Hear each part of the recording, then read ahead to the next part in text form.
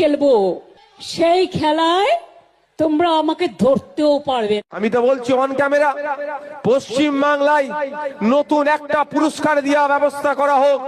উনি যা পুরস্কার দিচ্ছেন সবার পেছনে একটা করে সিডি লাগিয়ে দিচ্ছে। নতুন একটা পুরস্কার দেওয়া হোক, পুরস্কারটার নাম হোক মিথ্যাশ্রী। এই পুরস্কারটা মমতা ব্যানার্জিকে দেওয়া হোক।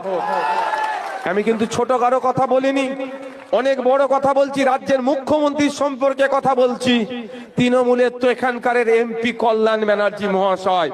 তো কল্যাণ ব্যানার্জি মহাশয়কে বলছি, হ্যাঁ আপনার নেত্রীকে বলছি মিডিয়ার মাধ্যমে, পুলিশ আইবির মাধ্যমে আমি কল্যাণ ব্যানার্জিকে বলতে চাই, আপনি হাইকোর্ট থেকে সুপ্রিম কোর্ট অনেক ছুটাছুটি করেন, আপনার নাকি পেনের অনেক ক্ষমতা। তাই আপনার নেত্রী মমতা ব্যানার্জিকে আমি বলছি মিথ্যাশ্রী পুরস্কার দেওয়া হোক।